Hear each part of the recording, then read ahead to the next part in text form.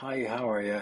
My name is John Donnelly, and I'm the CEO of the Startup Shop and Office Pal. And I'd like to talk to you today regarding registering a company in Ireland through our website, Register a Business. So, our website is standard, same as most other companies. Bit about us, we're regulated. Services that we offer, our most popular service would be to build your own package, where it'll bring you to a form like this, and then you just tick the items that you want, and you'll see little notes appearing as well, and just giving you hints or tips along the way. Um, you go back to our site then, and then you're just going to see some testimonials, why use us, the process. But the main thing to think about, or I want to talk to you about today, is the 12 things to think about when you're setting up a limited company. There are more, but we've just put it down to 12 because we tried to keep it as short and to the point as possible. So obviously the first thing you're going to pick when you start and you want to register a company is a company name. Now, it's getting harder and harder to get company names approved in the CRO, and the reason being, if you set up a company today and you close that company down in 18 months' time, that name is still protected for 20 years. So it is getting harder and harder to get a company name that you like. And the CRO also don't include words like consulting, website, or services. They're not distinguishing enough. So what we would recommend clients do is that they give us two or three names that they would like to try for their limited company. We will get approval from the CRO, which name they will approve. And we will come back to you then and tell you that this is the name that has been approved. If the name that you want has been rejected, what you can always do is register a different company name and then also register a trading name. So the trading name example would be if you wanted to register a company called Joe Blogs Limited, um, the CRO came back and says, no, that's not acceptable. What you could do then is you could register a name, say John Donnelly Limited, and it could be trading as Joe Blogs. So your website would be Joe Blogs and your stationery and all that would be Joe Blogs. The next thing is the company activities. Now, a limited company can do pretty much whatever they want once it's legal. Under Companies Act 2014, the NACE code is still a requirement, but that's purely for statistical purposes. So we would normally ask clients to put in two activities, and we will include that in the A1. A limited company in Ireland requires one director, and that one director needs to be a resident in the EEA. If you're not a resident in the EEA, well, then you need to either get an Irish resident director or you need to get a Section 137 bond. And the director needs to be over 18 years and can't be a bankrupt person. Um, you can have one director, two directors, four directors, whatever you want. We would normally advise people to keep it simple, as in have one director, maybe two at the start, and get the company registered for tax, get the company bank account opened, and then you can add additional directors at a later stage. Company secretary, you can use a second person then to be a company secretary. Again, person needs to be over 18 years of age, or you can use a company. The one director can't be a secretary unless there's a second director, and it can't be the same person. So if it's a case that you only have your one person for a director and you don't have a secretary, a lot of company formation agents, ourselves included, will provide you with a nominee company secretary. Again, shareholder of the company, minimum requirement is one shareholder. Again, you can do two, three, four, five shareholders, as many as you want. Again, we would be inclined to keep it simple. Have one shareholder or two who are based in Ireland who can sign bank forms and stuff like that. Once the bank account is opened and you have your tax number and all that sorted, then you can add the additional shareholders and tidy up the documents in-house. Under Companies Act 2014, the authorised share capital, you don't need to include an authorised share capital now if you want. Now, most companies will still put in authorised share capital of 100,000. If you're a tech company, you might put in authorised share capital of 1 million. what we would be advising clients to do is to not put in an authorised share capital so that there's no cap. So at a later stage, if you decide to get in investors or anything like that, there won't be any changes to the authorised share capital because it's uncapped. Most companies, again, with issued share capital, so the issued share capital will normally be, if there's one director, it can be one share, €1, or it could be 100 shares at €1 each. We would normally recommend 100 euro, 100 shares at €1 each. But again, it depends on your circumstances, and I'll get to that at a later stage. Companies choose the address of the company's registered office. So basically, the company's registered office needs to be an address in the Republic of Ireland. It's where legal documents can be served and sent, and CRO documents and revenue documents and that can be sent to as well. Companies in Ireland are legally required to have a company register and a company seal. Now, the company seal is a legal requirement, but you will see with a lot of company formation agents that it's not something that most companies will use. Now, if you're looking to take out a lease on a premises, or if you're looking to do a lot of property transactions, you will need a company seal. You don't need to order one at the start because you could normally get a company seal within 24, 48 hours. Company register is slightly trickier. A company register basically it can be either a register book or an Excel document, but it needs to have the director's details, when they were appointed director, when they resigned, secretary details, when they were appointed secretary, when they resigned, shareholder details, how many shares they have, any shares transfers that were carried out during the course of the previous couple of years. They need to have the share certificates, copies of cancelled share certificates. They need to have a register of members' interests. They need to have minutes of meetings and stuff like that. Now, a lot of companies don't bother with the company register, but where it becomes an issue is if in 2 years or 5 years down the line you decide that you want to get investment, more than likely what will happen is the investor solicitors will do as part of their due diligence, will want to look at the company register, and they will want to see who owns the shares, what shares have been issued, what shares have been cancelled, all that type of stuff. If you don't have a company register, your solicitor then will need to recreate one. And what they will do is they will go in and look at all the documents that were filed with the CRO, and then they will recreate the register based on that.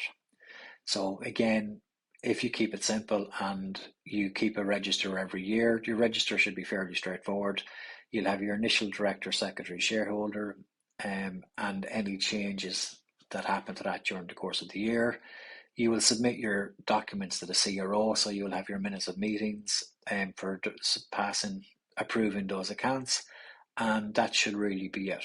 And then it'll be the same then each year after that. Now, as I said, if there's a change of directors, change of secretary or stuff like that, well, then you need to update that in your company register as well. But it's easier if you do it annually instead of going to your solicitor to recreate it if you are bringing investors on board. Company constitution. Now, the company constitution is basically you have two options. If you form the company yourself, the CRO will give you a one-page constitution, and that's normally perfect for a lot of companies. But where it becomes an issue is if you want to get investment on board at a later stage, again, as part of the due diligence, they will look at the company constitution, the shares that have been issued, the authorised share capital and all that type of stuff. And if it's a one-page constitution, then straight away they're going to need to amend the constitution, because the one-page constitution doesn't have a lot of the basic information, as in the policies of the companies, what's needed for a quorum, share buyback, and bits and pieces like that. What we would normally do is, if you're using a formation agent, what we see happening a lot is a lot of people will try and do the company formation themselves, and that's fair enough because the price of a company formation, if you do it yourself, is €50. But what we will see then is 3 months, 6 months, or a year later, when they get investment on board, what we will see happening is that the solicitors from either their own solicitors or the investor solicitors will come in, and basically they will overwrite um, the constitution. They will submit a new amended constitution.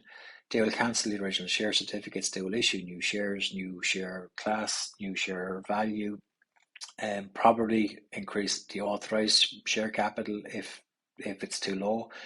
They'll probably make changes to the issued share capital. Whereas if you speak to a company formation agent at the start and tell them your plans, that you are hoping to get investment in a year or 18 months or 24 months, well, then at that stage, they should be able to advise you that, right, we're going to remove the authorized share issued. We're going to have 100 shares, but instead of having them at €1 each, we're going to have them at a cent each or something like that. But they should be able to put that information, put that in place at the start, so that when your solicitor comes a year or 2 years later, that they're not going to be making changes to these documents that are already filed.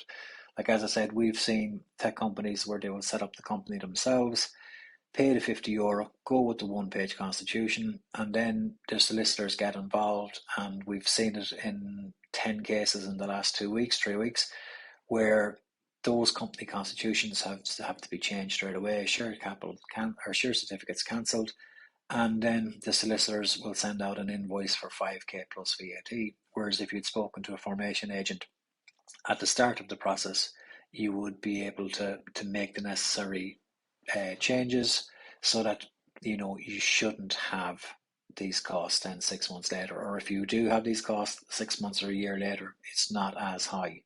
Like our company constitution, for argument's sake, like a lot of formation agents, is 14, 15 pages long. Now, you will have some company formation agents who will only have one page. They will go with the CRO's constitution.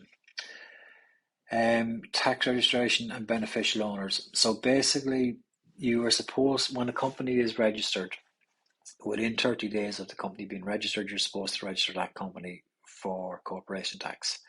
Now, what can happen is, if you don't register that company for corporation tax, especially with holding companies, if you don't register that company for corporation tax within the 30 days, probably twice, maybe 3 times during the course of a year, you will get follow-up letters from the Revenue Commissioner asking you to log into a specific link, where you will then update the status of the company. Is it trading?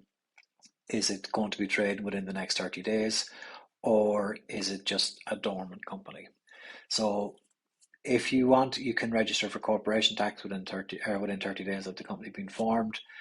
That means then that probably 18, 19 months after you register the company for tax, depending on your financial year end and stuff like that, if you have a financial year January to December, your corporation tax return will be due the 23rd of September the year after. So if you register for corporation tax now, it's not the worst thing in the world to do, because at least you have your tax number, and then 18 months later, you can submit a dormant corporation tax return if the company hasn't been traded. And where it gets a little bit trickier is if you register the company for PAYE and VAT at the start, and you don't start trading for 3 months, 6 months, or a year. What will happen then is those returns are still outstanding, specifically the VAT return is still outstanding. If after a couple of returns you haven't submitted it, even if you haven't submitted 0 returns to the Revenue Commissioner, what will happen is you will get a final demand. If you don't react to the final demand, you will then be sent to the sheriff. Now, the revenue will do an estimate of what they think your VAT will be. It might only be €500. So they'll send out a final demand saying that you owe them €500 for this specific VAT return that wasn't filed. If you don't get that letter for whatever reason, and that letter then goes to the revenue sheriff, you can go in and submit your VAT return for 0, but you will still then have to pay sheriff fees. So register for corporation tax if you must, but if you're not sure of when you're going to start trading, I would register for VAT 6 months 6 weeks before you start trading, because there is a backlog. And if you want to register as an employer, you can do that within 24, 48 hours, and you'll be up and running for that. The beneficial owners register, it's basically you need to register within 5 months of the company being formed on the RBO. If you don't do that, you could potentially be fined €5,000. So the register of beneficial owners is basically who is the beneficial owner of the company, who owns more than 25% shares in the company. So it's a fairly straightforward form that needs to be, a process that needs to be done, but it needs to be done within the first 5 months of the company being formed. And then you don't need to do anything again with it until there's a change to the shareholders. There might never be a change to the shareholders, or if you get investment a year or 2 years later, there will be changes and you need to update them then. But what I would advise you to do is to update the register of beneficial owners when the company is formed, because if you don't do it at the start, you mightn't get a reminder in 5 months' time, and then you're potentially late and you're potentially exposed to a €5,000 fine. And the last thing that we would normally advise clients to do is basically, it's two things. One is to have a shareholders agreement in place. Now, the shareholders agreement can be as complicated or as detailed and as long as you want it to be. But like everyone, when you start a company, is in a good place. Everyone is happy. Everyone has plans that this company is going to work, and so on and so forth. And that's the time to do a shareholders agreement of what is expected of each shareholder, and what they're getting, what's expected of them, what's going to happen in a year, 18 months if one of the shareholders decides that they want to leave, who's going to value the company, who's got first refusal on the shares, if anyone.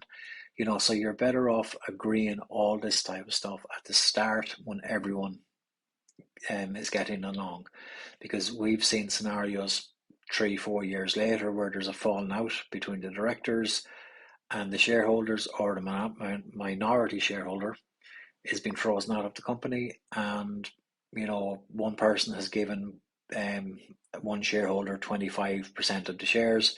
That shareholder hasn't done what he's supposed to do, and or one shareholder is doing all the work, the other shareholder isn't doing all the work. So what recourse do you have? So it's advisable at the start to get a shareholders agreement of some shape or form in place, just so that there's a procedure in place for if you want to step back and sell your shares, how do you do it? If there's a dispute, how is it going to be resolved, and so on. And the last thing we would normally advise people to do, if you're a shareholder in a company, we would normally advise people to get a will, because that company, you are now a shareholder, you now own 5, 10, 15, 20% of that company, or 100% of that company. God forbid, what happens if something happens to you?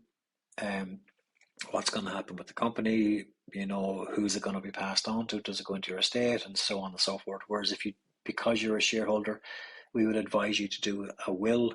So at least whatever you want to happen to your shares, it's in the will, it's documented, and your estate will then know what to do with it, what your wishes are. Sorry for that last point being a bit morbid, but it is something that a lot of people don't actually think about, and they should, because if you've got a successful company, or if you've got a company that there's money in the bank and so on, and something, God forbid, happens to you, you want your immediate family to get that money. But because it's a separate legal entity, you need to have a will outlining your wishes.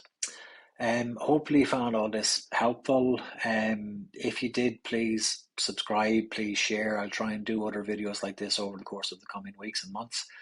And send it on to any of your friends or whoever you think might be interested. If you have any queries or questions, please reach out to us. Our details will be in the comments, and you also have our details on the website. Anyway, listen, have a good day. Take care. Bye.